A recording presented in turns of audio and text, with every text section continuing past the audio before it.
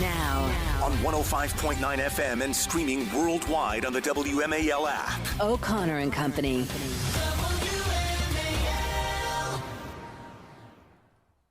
And it's 5:06 on this Friday morning, and we're already at the 10th day of May as 2024 just keeps charging ahead, full speed ahead. But we're hanging on. In fact, we're driving this train, and we're going to get you right where you need to go. It's 6:35. Dan Cox is running for Maryland 6, and he will join us as that primary is right around the corner next Tuesday. At 7:05, Jonna Spilbar, one of our faves. She's a legal analyst, and she'll give us the latest on yesterday's day in court for Donald Trump. At 8:05, Dina Griffiths, member of the Loudoun County School Board. They want to change the names of schools out there. We'll tell you why. Well, you can guess why. And then at 8:35, our friend Brett Baer from Fox News Channel to wrap up a very busy week in the news cycle. And to help me do the same here is the effervescent and pretty in pink Patrice Onwuka. And may I be the first to say Happy Mother's Day, Patrice. Thank you, Larry. Thank you so much. And happy Mother's Day to all the mothers in your life and all the mothers out there. Already you're excluding men from being mothers. And I just, I am. I'm discriminating in that way because only women, females can be right out of the chute, getting us in trouble with physically be mothers. Thank you very much. I'm going to get canceled because of Patrice Onwuka's intolerance. It's worth it. It's worth it. You know, yesterday we talked about the fact that Robert Kennedy Jr. had disclosed that a worm had eaten part of his brain. Wow. I'll just let the statement stand on its own. Now, we didn't know exactly the full effects of the worm that ate RFK Jr.'s brain. We don't know how that might manifest itself. We did speculate that if such a thing were to happen to Joe Biden, the poor worm would starve to death.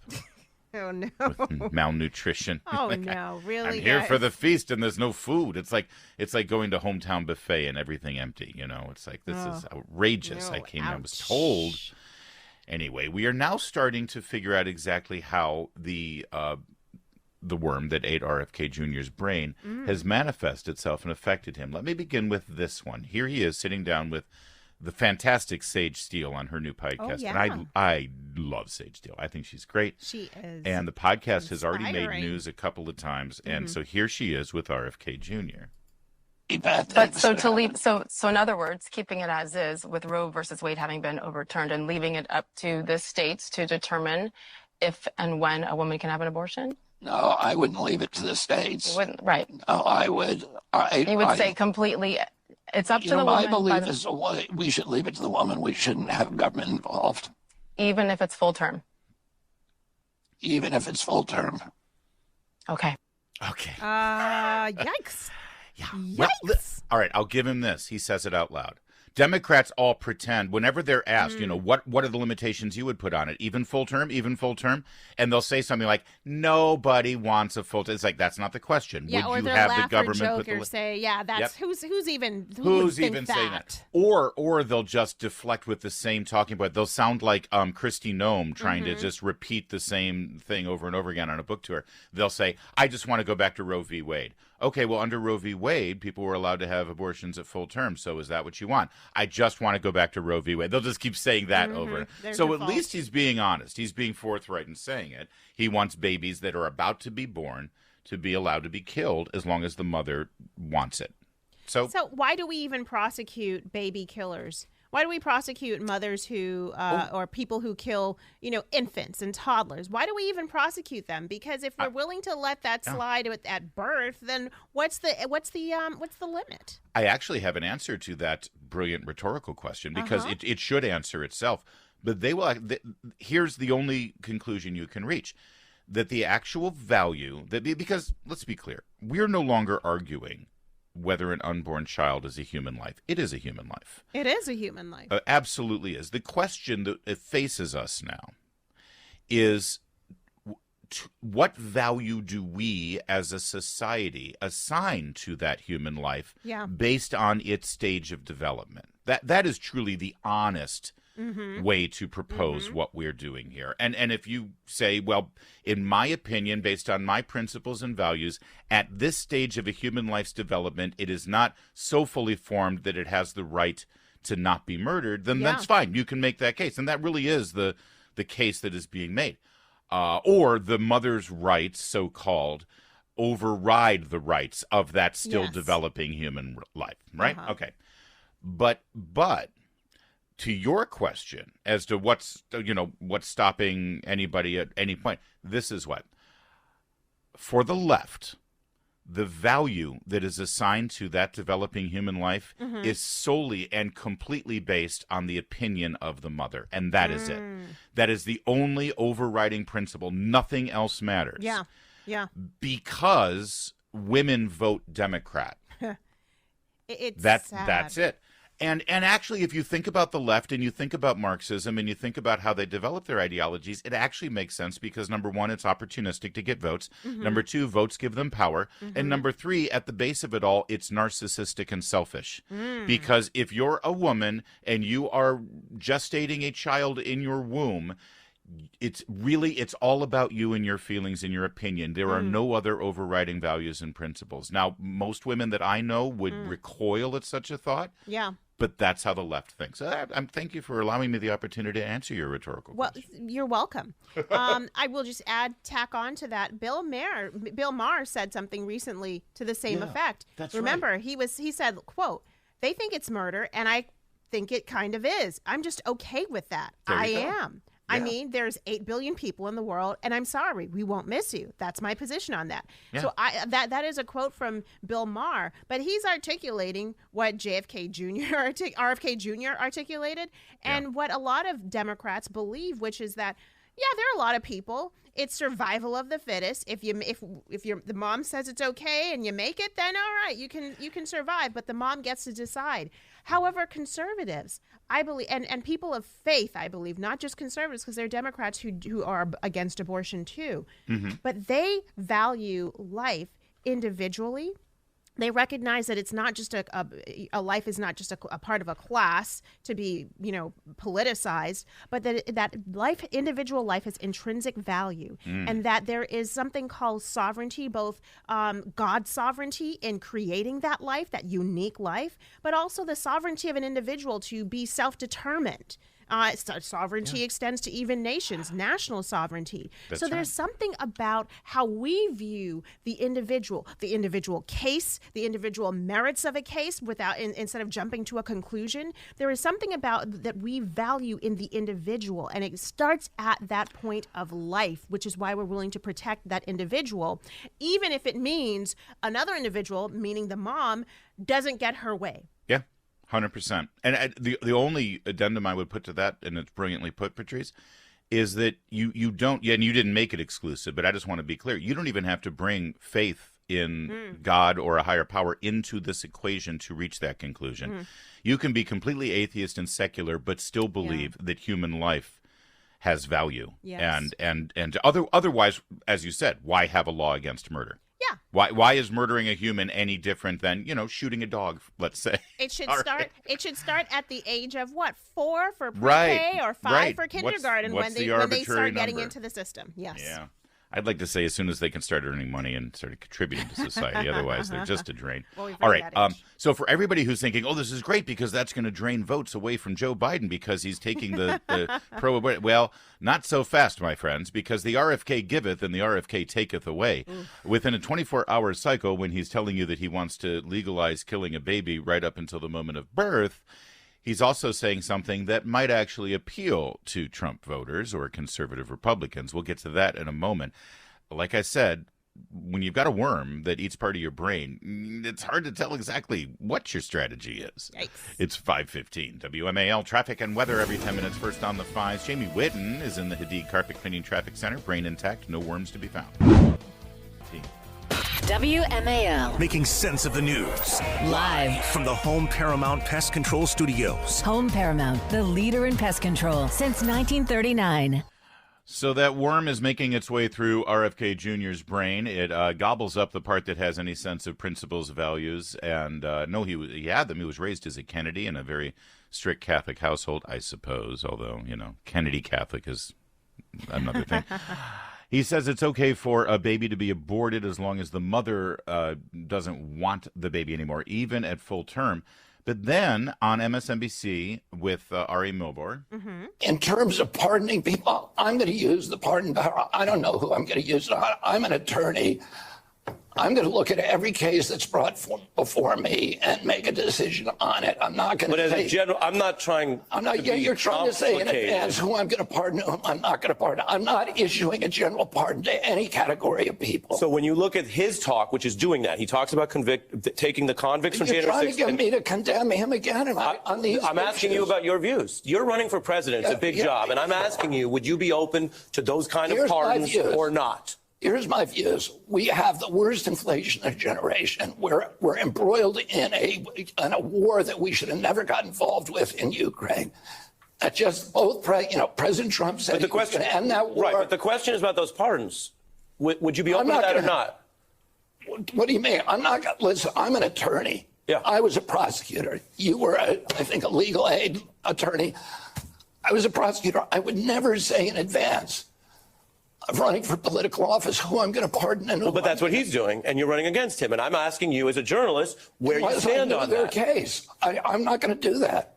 So that will sound to people like you're leaving that door open. You don't need to. Do you want to leave that door open? I'm surprised I'm not going to leave your it answer. open or closed. I'm not answering it until I look at people's cases. All right, so what happened there is he would not commit one way or the other. He's leaving the door open and won't rule out pardoning people associated with the January 6th event who have been suffering from that is a very fair penalties. assessment. That's a big deal. Well, it's a big deal because he's a Democrat. And and everyone on the left has smeared every single January 6th protester, anyone who has been arrested in connection with January 6th, as like a terrorist, and deserving of the treatment, some in many cases unfair treatment in the criminal justice system that they've received. And so for him to go off the reservation in this way, it's a bright light and probably maybe a signal to some other folks who are willing to actually say the same thing. Because by the way,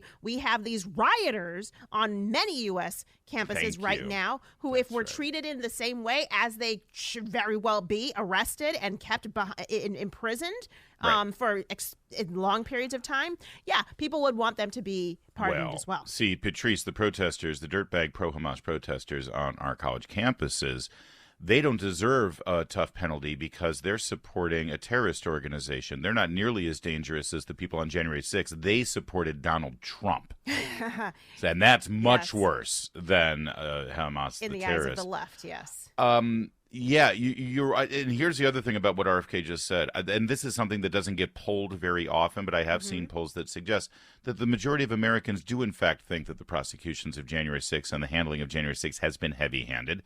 And the majority of Americans probably think that the majority of the people who are behind bars because of January 6th don't deserve to be there, not with the penalties that they had. Yeah. So, again, he's sort of like threading this needle where he's like, listen, I'm leaving that open because the fact of the matter is most voters think that it's unjust. Here's another thing that he said recently. This is with Joe Rogan. RFK talks about Anthony Fauci.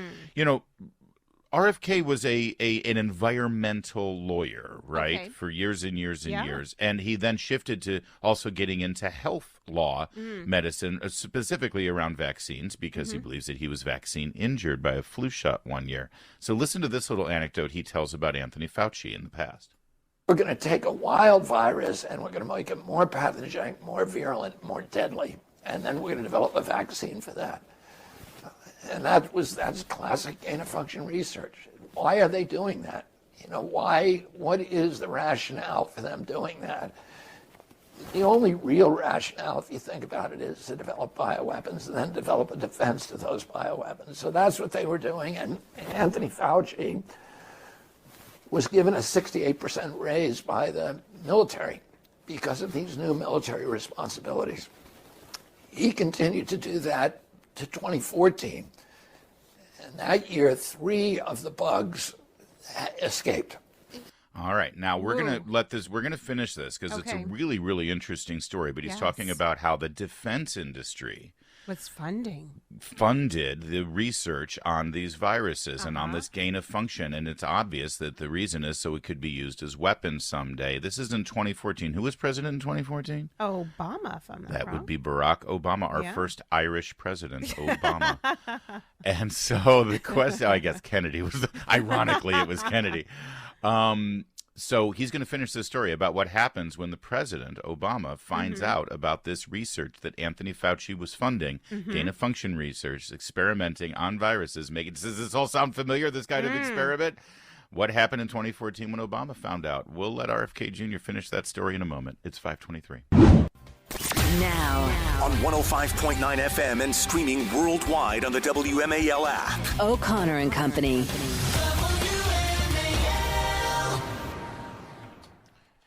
It's 5:36, and our Friday morning continues to just chug along at full speed. 6:35, Dan Cox, Maryland 6, 7:05, Jonna Spilbor on the Trump trial yesterday, 8:05, Dina Griffiths, Loudoun County School Board, and at 8:35, Brett Baer, Fox News. Good lineup, but it's even better because Patrice Onwuka is here. Good morning, Patrice. Good morning and happy Friday. There it is.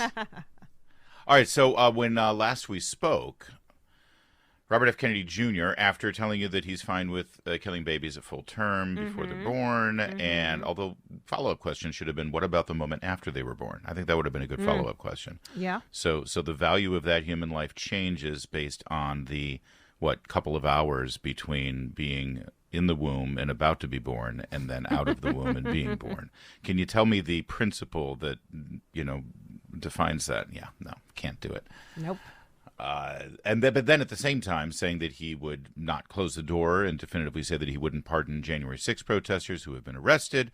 And then this is from the Joe Rogan podcast. He's telling the story about how back in 2014, Anthony Fauci's research was funded in a huge way by the Defense Department. And this is gain-of-function research on viruses that could, if the Defense Department is interested in that, it only has to do with either developing a weapon, a viral weapon, or understandable, by the way. You could argue, I suppose, that they were doing these experiments to figure out how to defend against a weapon like that, right? Theoretically, that could be the case too. And he revealed, where we cut it off there with Joe Rogan, was that they discovered that a few of those bugs have gotten out. Again, does any of this sound familiar? Yeah, bugs. It's similar to the worm that ate part of his brain. Okay, so here we go. In high-profile escapes from 3 different labs in the United States, really deadly bugs escaped or were found in unsafe circumstances. Like bat soup. And 300 scientists sent a letter to President Obama asking him to shut down Anthony Fauci's research on gain-of-function, saying that it was highly likely that he would start a global pandemic with this kind of very dangerous research. And President Obama issued a moratorium and shut down 18 of the worst projects by Anthony Fauci, or ordered them shut. In the end, he really didn't shut them. He instead moved the research offshore, where he would be out of the oversight of these troublesome scientists, the 300 scientists, a group that called itself the Cambridge Working Group, and of White House officials. And the major lab offshore that they moved this research, there were other ones too. They moved research to Ukraine, to the former Soviet state of Georgia. But some of the worst research they moved to a Chinese lab that was run by the Chinese military, the Wuhan lab in Wuhan, the Wuhan Institute of Virology in Wuhan, China. Now, let me be clear here, by playing. It's amazing. And it all sort of fits together, and certainly open for fact checking. And if he's not telling the truth about this, I think that it should be exposed. But here's the deal. I don't want Robert Kennedy Jr. anywhere near the White House. I've said it before. I'm not voting for him. He's a crazy left-wing liberal.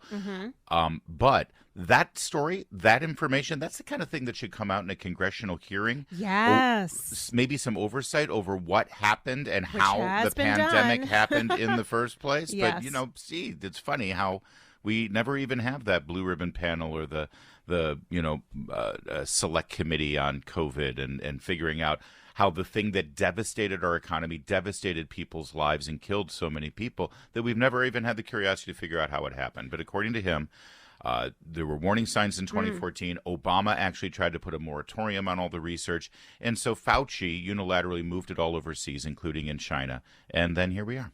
Well, what's interesting, I mean, we have had some hearings, but this would have been not like that. Not like that. More importantly, where has Obama been when COVID broke out? When obviously even after COVID broke out, where was his voice in saying, hey guys, I know actually, about this. Dr. Fauci is the one who's trying to clean up his own mess. We're putting him in charge of cleaning up the mess that he very likely created. Yeah. I would have loved to have seen President Obama, but he was too busy out there, fist raised, talking about Black Lives Matter. So, and a part of a campaign to get rid of Donald Trump, and they decided that they Trump's would use handling this. of the pandemic would be a key campaign issue, which it ended up being. And you're right, when you put the person in charge, if it is true that this all happened by under Anthony Fauci's watch, and he knew very well about it, and he moved it overseas, and there's certainly a paper trail to show that he knows that there was a connection to gain-of-function research, and he tried. Then putting him in charge of fixing the problem is basically a cover-up. Exactly. The entire thing is a cover-up. And then using media, using social media, and using big tech, all of it to be able to suppress all of this information from coming out. But see, the problem is when you try to make a case like this, then you're faced with the obvious criticism. Because I represent science. That you're anti-science. But see, actually, I'm very pro-science, and I don't want science to get a bad name, you see? And when someone like that stands up and claims... Because I represent science. And it turns out they're duplicitous, they're liars, they're money grubbing, they're... actually doing very dangerous things, and then when it goes very, very poorly, they spend all their time covering it up, and if you dare to challenge them and ask questions, then they say... Because I represent science. Well, then that ends up hurting science, and that ends up because science is not pristine, science is not perfect. Scientific experiments often go wrong, and then you talk about it and you learn from it. But some reason, why didn't the bugs that escaped previously turn into a global pandemic? Something went wrong with COVID. So there's a difference, and something was not learned. The lessons weren't learned. Well, apparently Anthony Fauci has learned something, because he did reveal something yesterday about the COVID-19 shots, the vaccines that he lied about and championed and forced and wanted every person through force of government to have to take. He revealed something yesterday that we've all known for a couple of years, but he finally said it, and we'll share that. So here's the thing. It's like trying to nail Jell-O to the wall. It's trying to, play whack-a-mole with this stuff, Patrice, because... During COVID, when we were saying, wait, do these masks really work? And why do we have to socially distance? And it seems like the kids aren't getting severe cases of this, so why do they have to stay home from school? And maybe we should just protect the elderly and let everybody else go back to work, things like that. And People they said, how dare you? Comorbidities were most exposed, but not the rest of us. And they said, you're anti-science, and how dare you, and shut up, and you follow the rules, or we'll throw you in jail, and we'll silence you. Pandemic of the unvaxxed. All that. Oh, yeah. Then the vaccines come along. And then years later, it's revealed. It's like, oh, yeah, well, yeah, that's right. We were wrong about that. Now let's move on. It's like, no, wait a minute. Not only were you wrong, but you hurt us. Economically, people lost their jobs, their livelihoods, their small businesses that were shut down. You hurt us in every possible way. And when we tried to object, we were punished for using our free speech to object to it and make you prove. You kept saying science, science, science. Okay, science can be proven, so prove it. And it was never proved. And then later, years later, right? And so that brings us to the vaccine. Fauci says, if you get the vaccine, then it'll stop the pandemic. Well, he knew that wasn't true. Yes. He knew that it didn't kill that. If you take the vaccine, you'll be protected and you'll be protecting others. Well, that's not true either. And it kept going. And by the way, we had Marty McCary on all the time to say, no one's talking about natural immunity. Yes. Oh, natural immunity doesn't work. No, this has nothing to do with it. And of course, natural immunity is... All right, so the vaccine comes out, suddenly we start seeing young men getting myocarditis. What about myocarditis? Have we tested for myocarditis? Maybe we should put a precaution to young men and the muscle tissue around their hearts. No, you're an anti-vaxxer. You're anti-science. You're anti-vaxxer. You're getting people killed. And then, again, 2 years later, here was Anthony Fauci just a few months ago when asked about it. Again, we have experience with this type of vaccine in billions of people. It's a safe vaccine. Of course, with the mRNA, there's a very, very, very low risk, particularly in young men, of getting a myocarditis. Now, that's the beginning of the walk back. Now it's, oh, sure, out of billions, there's a very, very, very, very low. How many varies? Is that a scientific term, by the way? Very, very, very, very? And then eventually, as the precautions get even worse, and we had now Chris Cuomo is admitting that he is vaccine injured. Yes. And he's taking ivermectin of all Which was, things. we were told, was just for horses and animals, not for human beings. By the way, we were told by Chris Cuomo that you shouldn't take when he was ivermectin. on a different network. But now he's saying it. So it's like, when... I just wish Donald Trump would say, elect me, and we are going to expose all of this. We will have that's a great line. That's Warren Commission style investigation. Nothing, everything will be transparent. Nothing will be classified, and we will expose it all. My God, he would win 80% of the votes in this country. Bring in RFK Jr. as like the star witness to be on every single panel, or the every point day. person. It's like or keep the him point away. person. Keep Exactly. RFK away from unborn babies.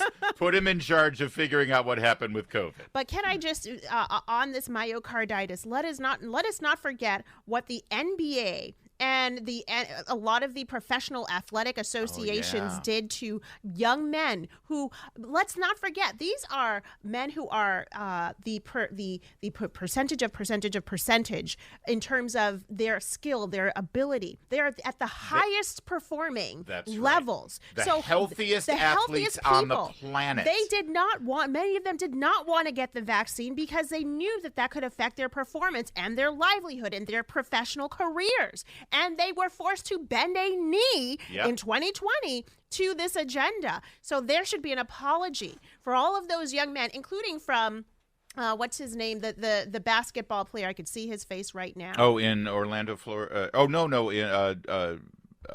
Freedom Ennis. Yes, to Cantor Ennis Freedom. There should be an apology to so many of these players who refused to get the vaccine and were shut down by some of the biggest names in professional sports. Why? Because everyone was told, oh, this is what you need to do, and if you don't, we will shut you down, we will silence you, we will cut off all of your endorsements. Get on the agenda page here. Yeah. You know, again, Patrice, perfectly said and with passion, which is why we love you. But I don't think an apology is enough. Yeah. You know, when people are harmed this way, when they lose their livelihood, when they are physically harmed, you know, we have lawsuits in this country. It would be a great thing if we could sue. But it's remarkable how they set this up. The two deep-pocketed entities that you could sue over this malicious behavior that has harmed you, either economically or physically, are the pharmaceutical companies and the government. And guess who has immunity from those lawsuits? Isn't that amazing? So I guess I guess an apology is all we can do. Although here's the thing. The government, you can actually still do something to them. You can't sue them really, not necessarily, but what you can do is this. You can get the truth out, and then you can politically punish the people who did this to you by taking away from them something that they treasure way more than money. Power. They need to lose their power. You need to vote them out. And that's why we're not having that Blue Ribbon Commission. That's why we're not exposing what really happened. Because if we knew that everybody in charge at that time was responsible for this, well, a lot of people would be sent packing.